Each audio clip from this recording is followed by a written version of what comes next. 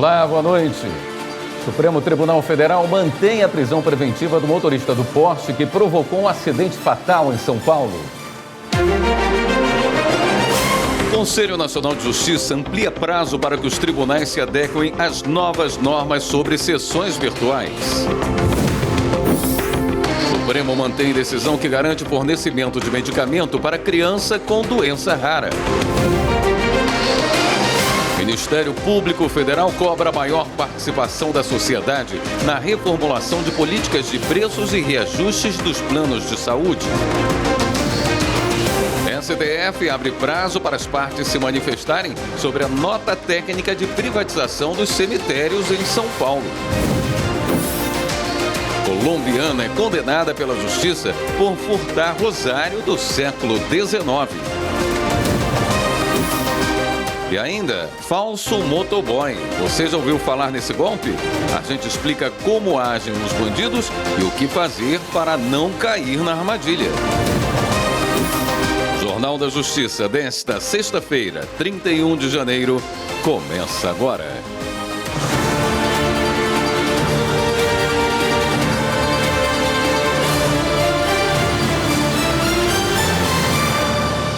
O Supremo Tribunal Federal manteve a prisão preventiva do motorista do Porsche que provocou um acidente fatal em São Paulo. Para a corte, não houve ilegalidade na prisão do empresário acusado de dirigir sob efeito de álcool e em alta velocidade. Marta Ferreira traz os detalhes. O ministro Gilmar Mendes entendeu que a prisão preventiva não apresenta ilegalidade e se justifica diante do risco à ordem pública. Ele destacou que o motorista do carro de luxo estava sob efeito de álcool com velocidade 3 vezes superior à permitida e que tentou enganar os policiais só para fugir do exame que identifica o nível de álcool no sangue. Gilmar Mendes lembrou ainda que o motorista do carro de luxo permaneceu desaparecido por 3 dias e que havia somente 12 dias que tinha recuperado o direito de dirigir por ter cometido infração grave e que o prontuário dele é comprometedor. Fernando Sastre, de 24 anos, foi denunciado pelo Ministério Público por homicídio doloso qualificado e lesão corporal gravíssima. Ele bateu na traseira do carro de Ornaldo da Silva, de 52 anos. O motorista de aplicativo não resistiu aos ferimentos e morreu no hospital. A batida fatal foi no dia 31 de março do ano passado em São Paulo. Testemunhas confirmaram que o acusado fez uma ultrapassagem em alta velocidade. De acordo com a perícia, o motorista do carro de luxo estava em uma via de 50 km por hora, mas andava a cerca de 155 km por hora. Em setembro do ano passado, o Tribunal de Justiça de São Paulo manteve a prisão preventiva e decidiu levar o motorista do Porsche a júri popular. O Conselho Nacional de Justiça ampliou o prazo para que os tribunais se adequem às novas normas sobre sessões virtuais. O presidente do CNJ, ministro Luiz Roberto Barroso, analisou individualmente os pedidos dos TJs que precisam de mais tempo para adequação. A repórter Evelyn Araújo tem as informações. A resolução que estabelece requisitos mínimos para julgamento de processos em ambiente eletrônico entra em vigor na próxima segunda-feira. Com a decisão, no entanto, o ministro permitiu aos tribunais prazos diferenciados para adaptações. O Tribunal de Justiça do Rio de Janeiro terá mais 150 dias para adequação. Os tribunais estaduais que utilizam o processo judicial eletrônico terão prazo estendido até 30 de junho de 2025. Já os tribunais regionais federais da 2ª, 4ª e 6ª regiões terão 180 dias para cumprir as novas disposições. Entre as exigências da resolução estão a publicidade das sessões, a divulgação em tempo real dos votos e a garantia de sustentação oral mesmo nos julgamentos assíncronos, em que se pode votar a qualquer momento. O Conselho Federal da Ordem dos Advogados do Brasil havia pedido a suspensão da entrada em vigor da norma, alegando que a sustentação oral gravada não poderia substituir a participação em tempo real e que a resolução seria incompatível com a discussão de matéria de fato e ações penais. O ministro Luiz Roberto Barroso não acolheu o pedido, mas esclareceu que os tribunais têm autonomia para criar destaque automático a pedido dos advogados. A deputada federal Carla Zambelli disse que vai recorrer da decisão do Tribunal Regional Eleitoral de São Paulo, que cassou o diploma dela e a tornou inelegível por 8 anos. A decisão da Justiça foi pelo uso indevido dos meios de comunicação e abuso de poder. As informações com Bruno Silveira. O julgamento no TRE-SP começou no dia 13 de dezembro, quando o relator do processo votou pela cassação do diploma e a inelegibilidade da deputada a partir da eleição de 2022. O voto foi acompanhado por mais 2 desembargadores, antes da juíza Maria Cláudia Bedotti pedir vistas. Na retomada do julgamento, nesta quinta-feira, a magistrada votou contra o pedido do relator. As sanções de cassação dos diplomas de candidato eleitos e de declaração de inelegibilidade são muito graves, operando em sobreposição ao sufrágio universal e à soberania popular, motivo pelo qual a procedência de uma AIJA exige provas contundentes e robustas da prática abusiva e de sua gravidade, com aptidão para violar a legitimidade e lisura do pleito. O posicionamento contrário foi manifestado por mais um membro do TRE paulista, mas a decisão final foi para a cassação e inelegibilidade da deputada por 8 anos, com placar de 5 votos favoráveis. Por 5-2, foram rejeitadas as arguições preliminares e julgado procedente o pedido relativo à ação de investigação judicial eleitoral formulado por Sâmia de Souza Bonfim para cassar o diploma de deputada federal da representada Carla Zambelli Salgado de Oliveira, aplicando a ela a sanção de inelegibilidade para as eleições que se realizarem nos 8 anos subsequentes às eleições gerais de 2022. Na ação, a também deputada federal Sâmia Bonfim acusa Zambelli de divulgar informações falsas sobre o processo eleitoral de 2022, o que foi confirmado no entendimento da Corte.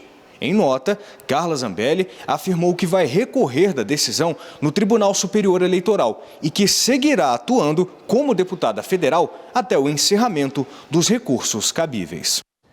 A seguir, colombiana é condenada pela justiça por furtar rosário do século XIX. E ainda, falso motoboy. Você já ouviu falar nesse golpe?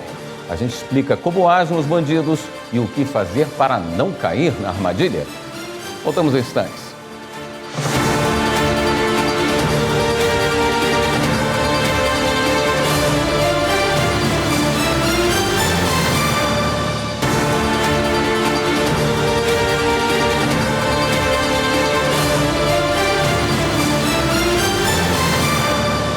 A Justiça acatou o pedido do Ministério Público de São Paulo e renovou a permanência de Marco Williams Herbert Camacho, Marcola, apontado como líder do PCC, por mais 1 ano em penitenciária federal.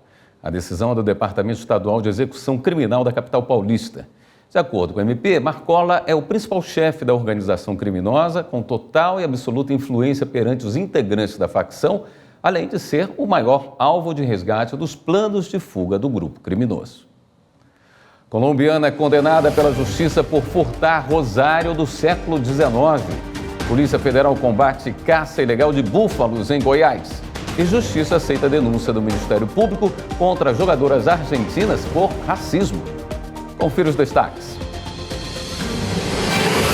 A Justiça de São Paulo aceitou denúncia do Ministério Público contra 4 jogadoras do River Plate da Argentina, detidas no final do ano passado após um incidente num jogo contra o Grêmio.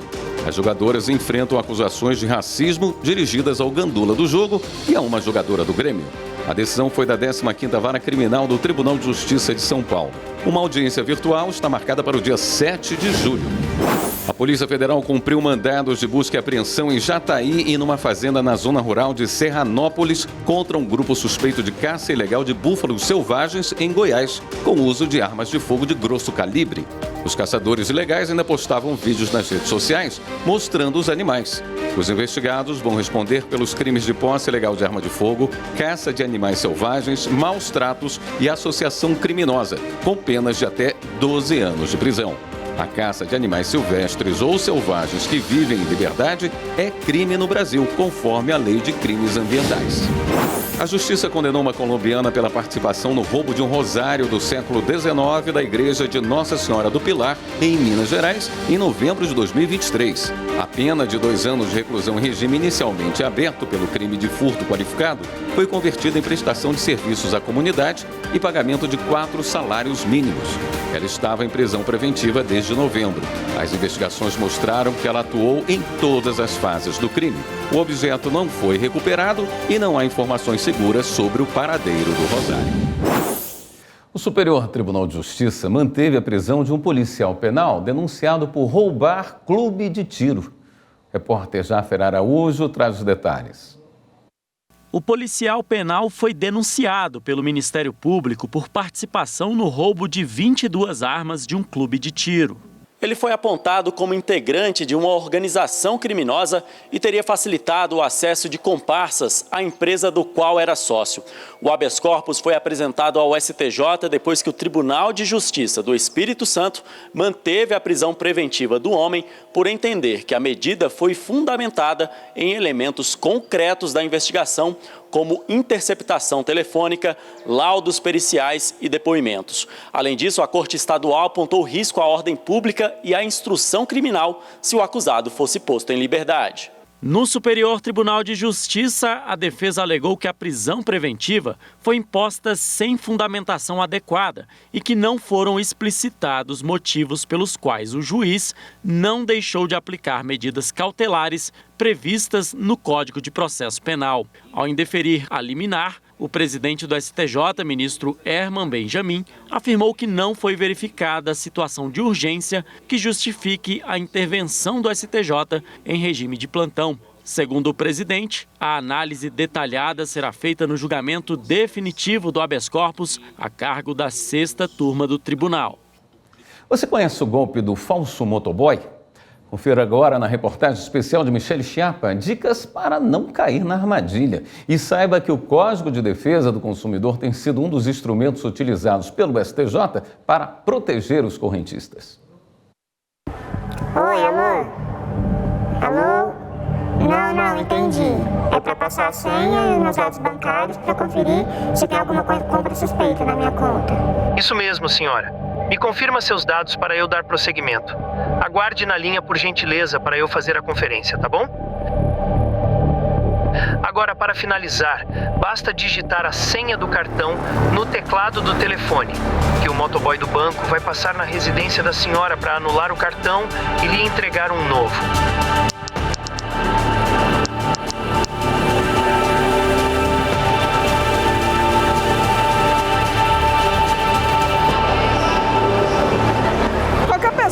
Que esteja ocupada demais ou distraída com situações do dia a dia, corre o risco de cair numa cilada como essa.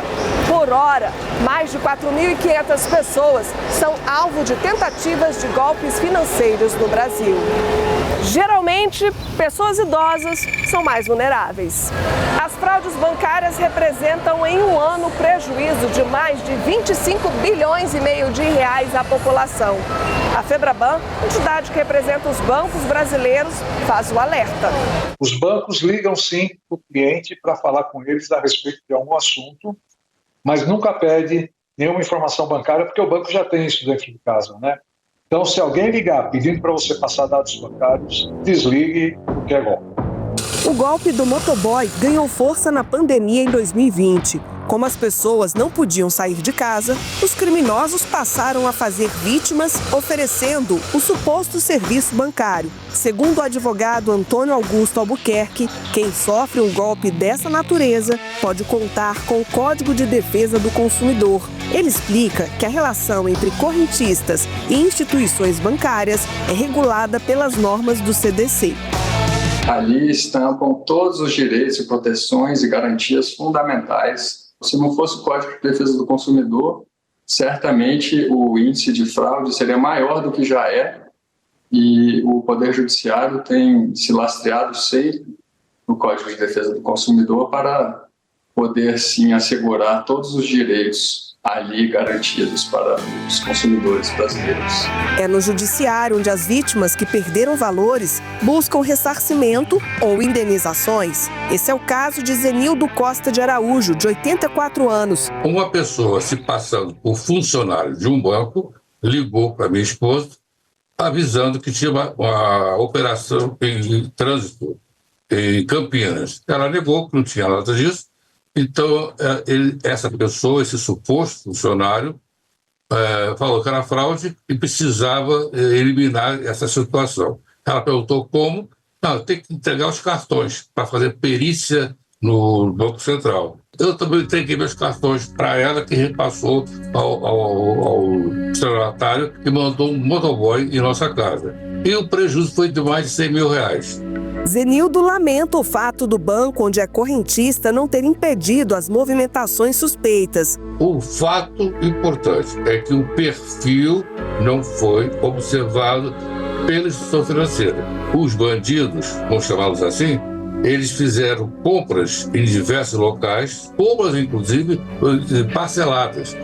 Durante 2, 3 meses, caiu na minha conta o valor da prestação, enquanto eu estava brigando na justiça. O caso do aposentado foi julgado pela 3ª turma do Superior Tribunal de Justiça. A relatora, ministra Nancy Andrighi, verificou que houve falha na prestação de serviço pelo banco. Além desse caso, ao fazer uma busca no site do STJ sobre os julgamentos referentes ao tema golpe do motoboy, é possível verificar que a Corte proferiu 9 acórdãos até agora. Para evitar que fraudes bancárias lesem os correntistas e afetem também os bancos, a Febraban ressalta que a entidade assinou um acordo com o Ministério da Justiça contra fraudes, golpes e crimes cibernéticos. Nós estamos com grupos de trabalhos temáticos debruçados para elaborarmos uma política de prevenção a fraudes, que inclusive se chama Aliança Nacional de Prevenção a Fraudes Bancárias. Eu espero que a minha experiência sirva para outros consumidores. Eu espero que o sistema bancário consiga reagir positivamente e desenvolver mais técnicas. E espero que o judiciário continue com a sua vigilância sobre os problemas do contribuinte.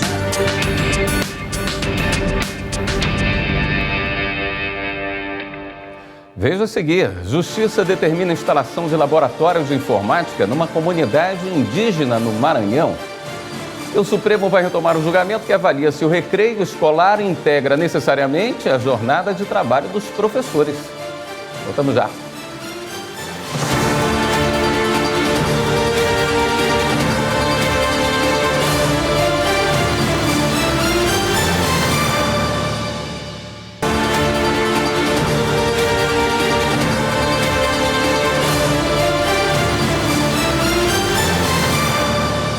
O ministro Gilmar Mendes, do Supremo, manteve a decisão que garantiu um dos remédios mais caros do mundo para uma criança com uma rara doença degenerativa. Quem traz as informações é a repórter Viviane Novaes. O medicamento Zolgensma é indicado para tratar a atrofia muscular espinhal, uma doença genética rara que causa fraqueza muscular progressiva. Ele é aplicado uma única vez no paciente, mas o preço em plataformas de venda pode chegar a R$10 milhões. No final do ano passado, a 21ª Vara Federal Civil do Distrito Federal garantiu o fornecimento do remédio pelo SUS para um bebê de 1 ano e 10 meses de idade que tem a doença. O governo federal recorreu da decisão aqui no Supremo Tribunal Federal. A alegação foi de que a Conitec, Comissão Nacional de Incorporação de Tecnologias no Sistema Único de Saúde, decidiu incorporar o Zolgensma ao SUS apenas para o tratamento de crianças até 6 meses de idade. Mas o relator do caso, ministro Gilmar Mendes, manteve a decisão da Justiça do Distrito Federal que garantiu o remédio para o bebê. Segundo o ministro, a Conitec restringiu o fornecimento do Zolgensma, apesar da Agência Nacional de Vigilância Sanitária ter aprovado o medicamento para crianças até 2 anos de idade e de médicos especialistas atestarem a eficiência do produto para essa faixa etária.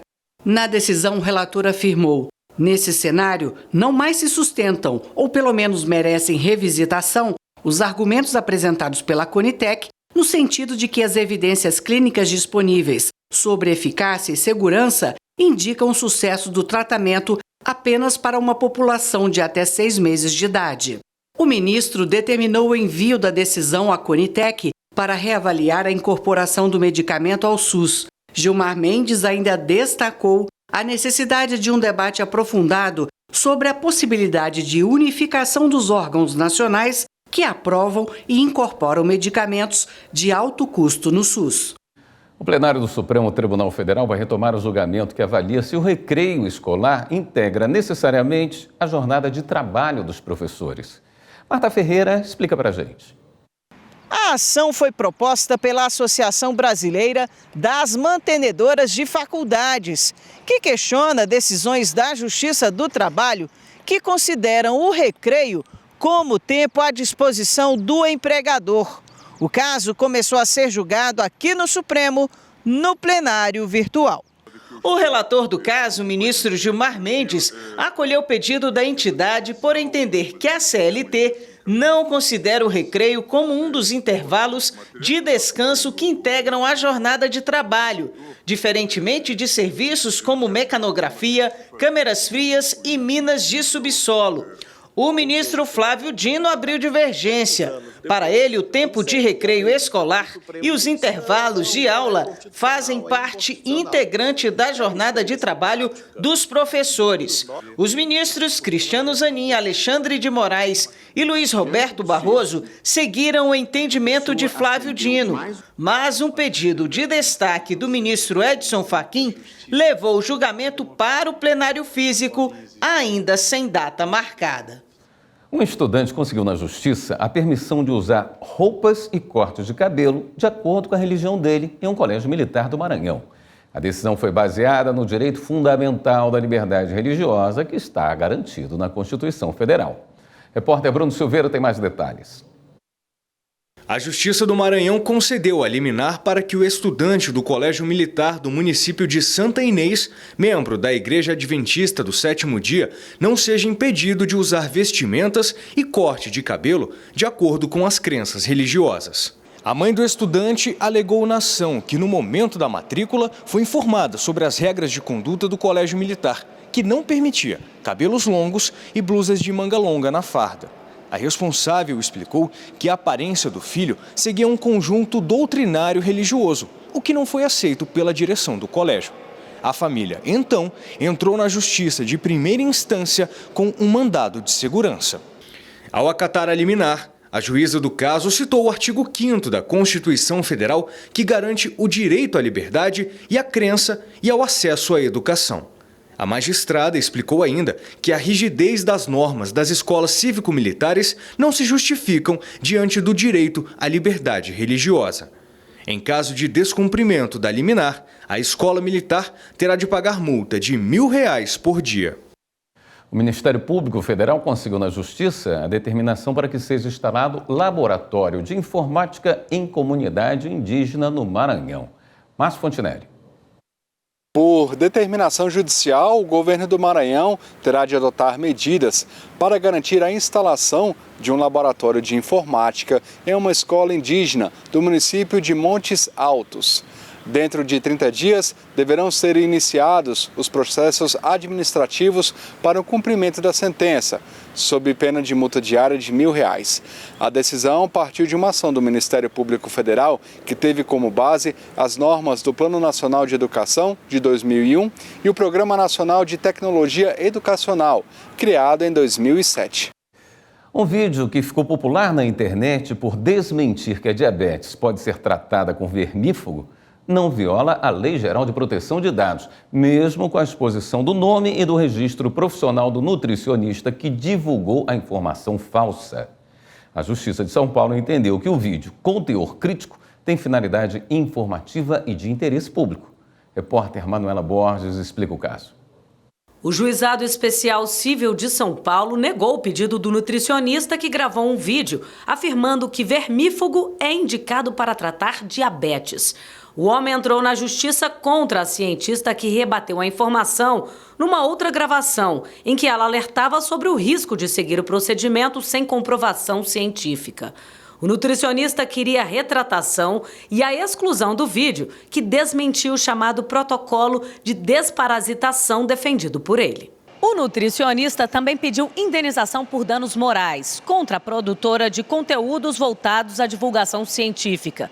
A defesa do homem argumentou uso indevido da imagem dele e de seus dados pessoais e alegou que a menção ao nome e ao número de registro profissional do nutricionista configuraria violação da Lei Geral de Proteção de Dados. Mas a Justiça entendeu que o vídeo produzido pela acusada se enquadra no exercício legítimo da liberdade de expressão e mencionou decisões anteriores do Supremo Tribunal Federal que asseguram esse direito previsto na Constituição. No caso concreto, o vídeo produzido pela primeira requerida, embora contenha críticas ao autor, não parece ultrapassar os limites do direito à crítica e do interesse público na discussão de temas relacionados à saúde e nutrição, porquanto caracteriza o exercício do direito-dever de profissionais da área em alertar sobre os riscos de tratamentos alternativos à diabetes, sem comprovação científica. Para completar, a Justiça de São Paulo ressaltou que a liberdade de expressão não significa irresponsabilidade absoluta e que o ordenamento jurídico prevê mecanismos como direito de resposta e reparação quando comprovado o dano. Em setembro do ano passado, o ministro do STF, Dias Toffoli, suspendeu decisão anterior que condenou as cientistas a excluírem a gravação da internet, assim como indenizar o nutricionista pelo uso não autorizado de sua imagem. Na decisão, o ministro justificou que a publicação das cientistas sobre a diabetes é baseada em dados científicos, diferentemente do vídeo gravado pelo nutricionista que promoveu desinformação com o objetivo de vender um protocolo inexistente que deve ser denunciado. Em Alagoas, o Judiciário criou um núcleo especial para fazer o reconhecimento de paternidade. A iniciativa tem o objetivo de reduzir o número de crianças registradas sem o nome do pai. Os detalhes com a repórter Lídia Lemos. O número de crianças registradas sem o nome do pai vem aumentando em Alagoas. Nos últimos 3 anos, o estado registrou mais de 9.000 nascimentos apenas com o nome da mãe.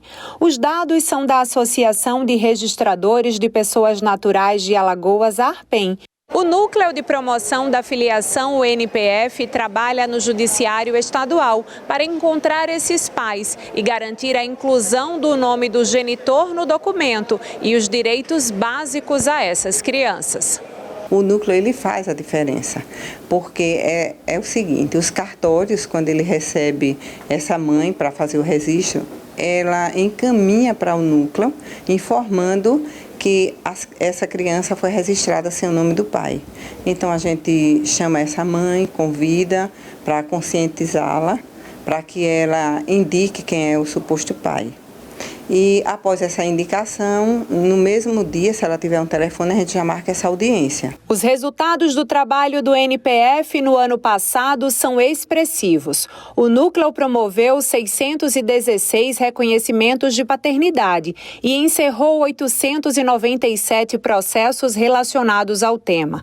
Foram realizados 389 reconhecimentos espontâneos e 185 exames de DNA, além além de 43 exames em familiares de pais falecidos. Trabalho que consiste principalmente em garantir cidadania a essas crianças. Quando esse pai também vem, ele é ouvido. As técnicas, elas fazem esse trabalho de sensibilizá-lo para que ele mostrar para ele essa importância da paternidade. O presidente da ARPEM, Wagner Falcão, explica que os cartórios informam periodicamente os dados que têm a ausência do nome do pai ao NPF e que também estão vigilantes com o que prevê a legislação. Hoje, o documento mais importante é a certidão de nascimento. Sem a certidão de nascimento, ela não tem como fazer um plano de saúde, não tem como dar entrada no hospital, não tem como fazer nem o cartão do SUS. Então, a priori, é feito essa certidão de nascimento, envia esses dados, coleta esses dados e envia para o núcleo. E a resposta é rápida. O núcleo faz um trabalho fantástico. Os próprios colegas do interior de outras comarcas também fazem essa coleta de dados para enviar para o juiz corregedor permanente deles. Também tem sido feito esse trabalho e eu creio que o Estado tem avançado bastante em relação a essa demanda. A Justiça Cearense entregou certidões de nascimento para pessoas trans com os novos nomes e gênero. Repórter Delane Hatz acompanhou a solenidade e conta como foi. Em cada rosto, um sorriso, histórias compartilhadas e cheias de realização. 43 pessoas receberam a nova certidão por meio da campanha Meu Nome, Minha História, do Tribunal de Justiça do Ceará, por meio da Corregedoria Geral e de outras unidades e parceiros. Anderson Felipe.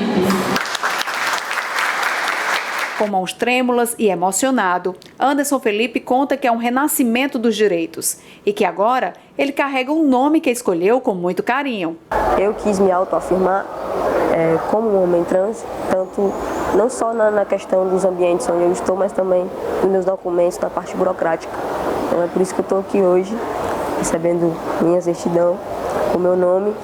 Esse segundo nome é uma homenagem ao meu irmão, que faleceu em 2022, que é o meu nome, aqui é o dele, que agora é nosso, e aqui é o sobrenome da nossa mãe, que sempre me acolheu. Acolhimento que é essencial. Roberta Barbosa, mãe de Raíssa Lohane, de 18 anos, não escondia a felicidade desse momento. É uma grande conquista dela, que ela sempre sonhou, né?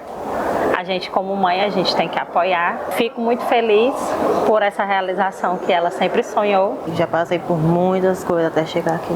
A partir de hoje é só vitória.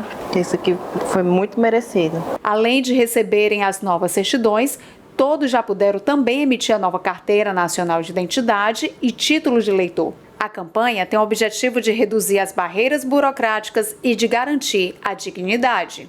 A transformação não é só da comunidade trans, a transformação é nossa, interna. Somos nós que devemos acolher a todos, independentemente do que cada um seja. A seguir, Judiciário Mato-Grossense renova parceria com a Associação de Pesquisa e Apoio à Adoção. E o Ministério Público Federal cobra maior participação da sociedade na reformulação de políticas de preços e reajustes dos planos de saúde. Até já.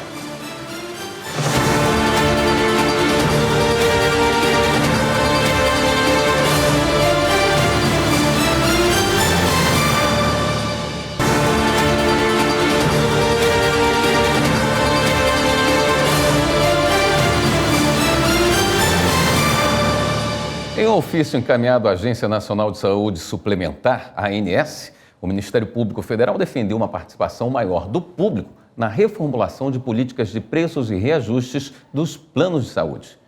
Repórter Márcio Fontinelli. Em uma recomendação encaminhada à ANS, o Ministério Público Federal solicitou que fossem adotadas medidas para garantir que representantes da sociedade civil participem do planejamento das políticas de preços e reajustes dos planos de saúde. No documento, a Câmara de Consumidor e Ordem Econômica do MPF pede que sejam realizadas novas audiências e consultas públicas e que elas sejam amplamente divulgadas para a população. A Agência Nacional de Saúde Suplementar tem um prazo de 10 dias para se manifestar.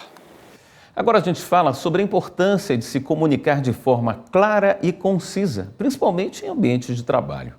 Na reportagem de Gustavo Toledo, do Tribunal Regional do Trabalho de Goiás, você vai ver que é possível dominar a arte de se expressar. Desde criança, Lorena sempre foi muito tímida, reservada e tinha dificuldade para falar em público.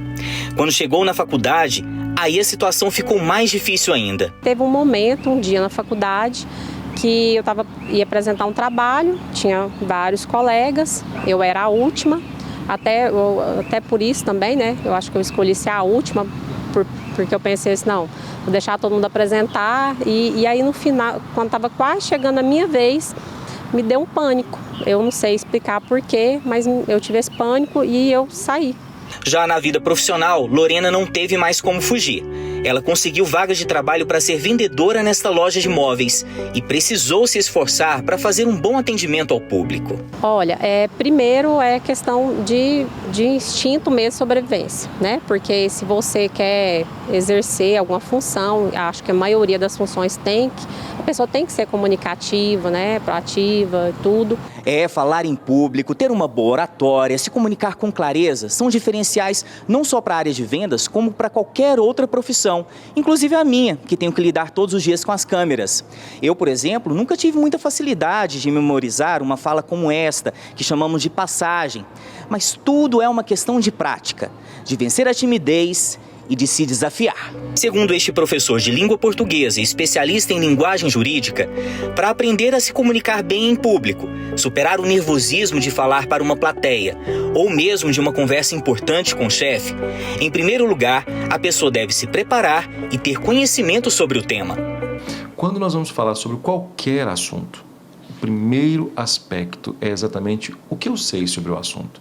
Então imagine que eu seja convidado para falar sobre direito do trabalho. Ora, o primeiro aspecto é saber com profundidade, se possível, com profundidade específica, um determinado assunto em direito do trabalho. Se eu conheço isso, eu tenho o primeiro passo muito claro para ir bem na lógica da minha oratória, porque isso vai dar credibilidade. Mas e se a pessoa tem conhecimento e mesmo assim trava na hora de fazer uma apresentação? Se no primeiro aspecto, que é o de conhecimento, nós resolvemos, por exemplo, com um professor de direito do trabalho, né, o direito processual do trabalho, o segundo aspecto, que é o aspecto emocional, não se resolve exatamente com esse profissional, por óbvio. Aí, o que é necessário? É necessário que se procure um psicólogo. Esse é, digamos, é o grande conselho, né? Um psicanalista, algum profissional responsável pelas emoções. Mesmo trabalhando por 10 anos como vendedora, Lorena preferiu mudar de cargo e hoje atua como assistente administrativa da loja. Ela ainda se considera uma pessoa tímida, mas melhorou muito a forma de se comunicar com as pessoas. Tanto que teve até coragem de enfrentar nossa entrevista. Ótimo, parabéns por ter vencido a sua timidez. Estar diante de uma câmera, né?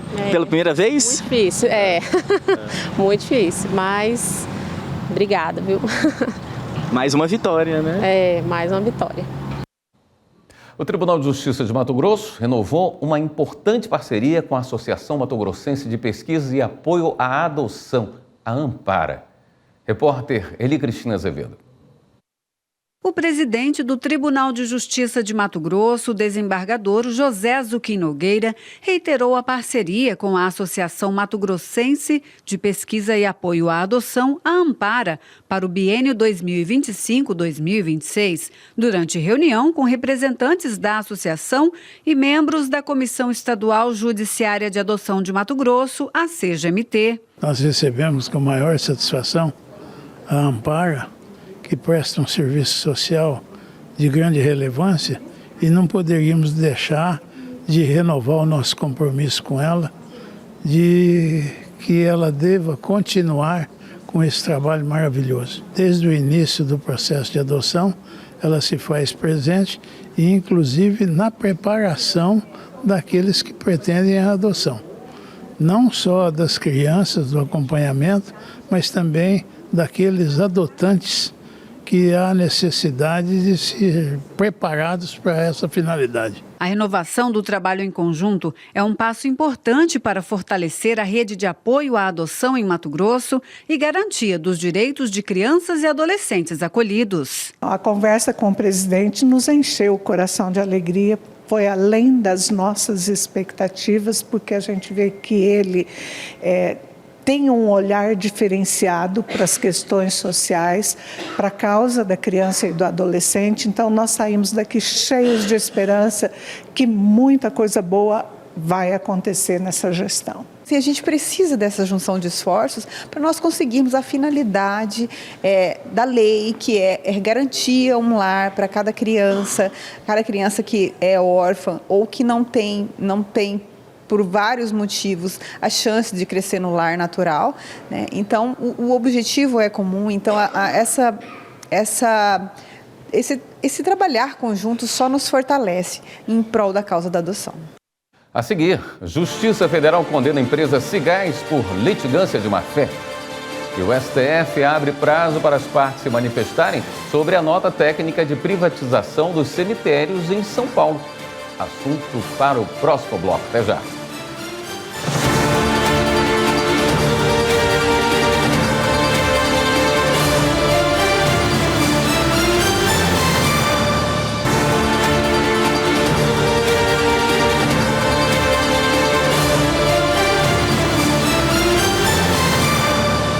A Companhia de Gás do Amazonas foi condenada por litigância de má-fé em processo defendido pelo ex-presidente Michel Temer. Os detalhes com o repórter Pablo Lemos. A ação judicial envolve a transferência bilionária da Amazonas Energia, que é responsável pelos serviços de energia do estado, para a Âmbar, empresa dos irmãos Joesley e Wesley Batista. A oferta foi de 4 bilhões e 700 milhões de reais. A Companhia de Gás do Amazonas, a Cigás, tentou entrar na disputa, mas perdeu o processo. Desde então, ela questiona a negociação e alega que teria direito a analisar os novos contratos das usinas adquiridas pela Âmbar, antes da concretização da venda, por ser a distribuidora de gás do estado. Em documento assinado pelo ex-presidente Michel Temer, que atuou como advogado da empresa, a companhia afirmou não ter sido intimada sobre decisão anterior que negou a entrada dela no processo para disputar o controle das usinas, embora as notificações tenham sido registradas. De acordo com a Justiça Federal, a Companhia de Gás do Amazonas perdeu o prazo legal para recorrer e insistiu em peticionamentos sucessivos, mesmo após já ter sido declarada parte ilegítima na ação. A Justiça também entendeu que a petição assinada por Temer tentou atrapalhar o andamento do processo. Na decisão, o Tribunal Regional Federal da Primeira Região destacou que as petições e pleitos não serão mais apreciados, salvo se demonstrado legítimo interesse superveniente. Ainda segundo o TRF1, se a empresa discorda do entendimento da Justiça em relação à retirada dela do processo, ao menos até que comprove interesse jurídico contraposto, não havendo ainda qualquer comprovação nesse sentido, deve recorrer às instâncias superiores, deixando de tumultuar o feito mediante interposição de pedidos de reconsideração infundados. A Companhia de Gás do Amazonas foi condenada por litigância de má-fé. O valor deve ser fixado em sentença, sem que ultrapasse 1% do valor da causa de 450 milhões de reais. O ministro Flávio Dino, do STF, abriu o prazo de 15 dias para que as partes envolvidas no processo de privatização de cemitérios em São Paulo se manifestem sobre a nota técnica do Núcleo de Processos Complexos da Corte. Viviane Novaes. A decisão do ministro foi tomada no âmbito de um processo que tramita no STF e questiona a privatização dos cemitérios e crematórios da capital paulista. Segundo o PCdoB, que ajuizou a ação, serviços como funerais ficaram bem mais caros depois que a iniciativa privada assumiu a gestão. O ministro Flávio Dino abriu o prazo de 15 dias úteis para as partes envolvidas no processo se manifestarem sobre a nota técnica que analisa os impactos da privatização dos cemitérios. Segundo o documento, embora os preços praticados pelas concessionárias não variem muito, há um número significativo de casos em que os valores não estão sendo aplicados corretamente, o que traz prejuízo à população.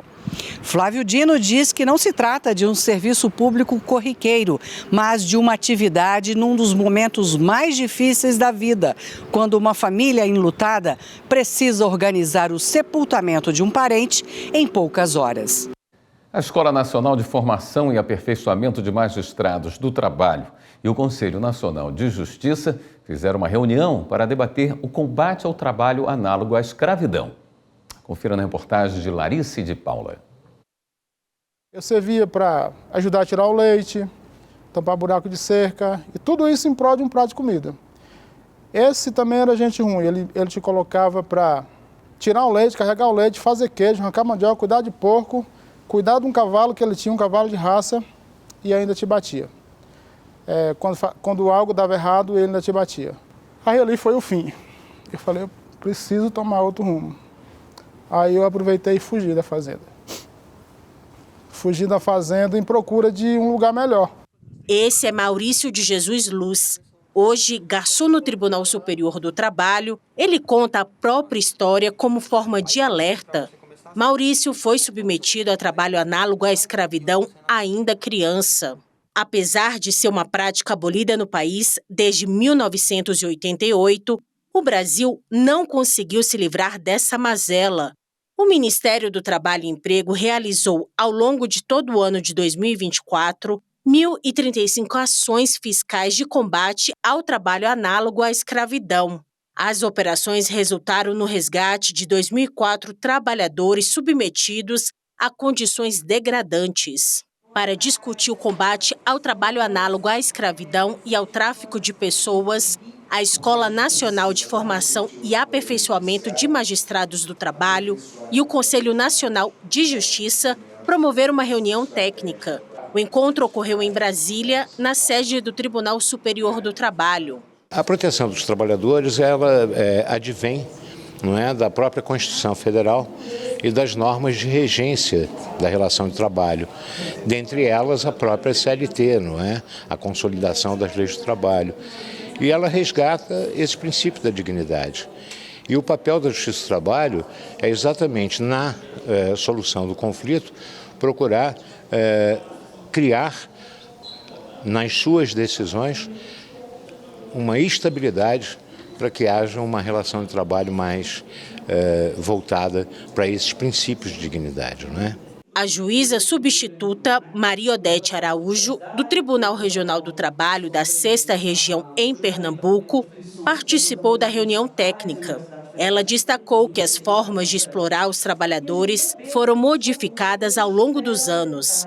Para caracterizar o trabalho escravo contemporâneo, é necessária a análise de novos contornos. Quando a gente fala em trabalho escravo, muita gente pensa naquele trabalho escravo colonial, clássico, né, dos africanos que vêm para o Brasil, que são acorrentados, que são chibatados. Quando a gente fala de trabalho escravo contemporâneo, a gente fala de um outro instituto. Um instituto que está ali no 149 do Código Penal, que tem hipóteses alternativas, ou seja, a gente não precisa de todas as hipóteses que estão no 149, com restrição de liberdade, de documento, com condições degradantes, jornadas exaustivas, tudo aquilo para considerar trabalho escravo. A juíza lembrou a importância de reconhecer a vulnerabilidade das vítimas e enfatizou a relevância do protocolo de julgamento para o enfrentamento ao trabalho escravo, criado pelo Conselho Superior da Justiça do Trabalho. Para fins de jurisdição, primeiro a gente precisa entender o contexto do que está na petição inicial, porque nem sempre aquela indicação do trabalho escravo ela vai estar expressa. Porque é muito difícil você se entender escravizado. Então, o trabalhador dizer que foi escravizado, às vezes socialmente é um estigma, então ele não vai querer isso. Mas, a partir do direito que a gente tem, a gente vai olhar aquele contexto, vai entender aquela situação e, a partir dali, tocar aquele processo de maneira mais cautelosa. Ou seja, de repente, pegar um dia específico para usar aquele horário específico maior para uma instrução processual, para poder ouvir todo mundo de maneira mais tranquila, para se fazer entender para aqueles trabalhadores que muitas vezes não entendem a nossa linguagem. A professora da Faculdade de Direito da Universidade Federal do Paraná, Melina Fachin, chamou a atenção para as responsabilidades de empregadores. Segundo ela, é necessário que a responsabilização seja ampliada para além das esferas trabalhista e penal. Hoje, nós ainda ficamos dentro dos parâmetros tradicionais, seja da justiça penal, nos casos que se enquadram, como crime de escravidão, seja da justiça do trabalho, no reconhecimento, por exemplo, dos danos e dos reflexos trabalhistas, mas nós não temos ainda assentado na legislação essa responsabilidade de todos os elos da cadeia. Isso é muito importante. Países como França, Alemanha, Holanda, Suíça, a própria União Europeia já adotaram leis da chamada devida diligência. Nós temos um projeto de lei hoje no Brasil em andamento. Seria fundamental avançar nesse sentido, porque hoje nós ainda ficamos muito no âmbito da responsabilidade social corporativa. Esta edição do Jornal da Justiça fica por aqui. Bom fim de semana. É segunda.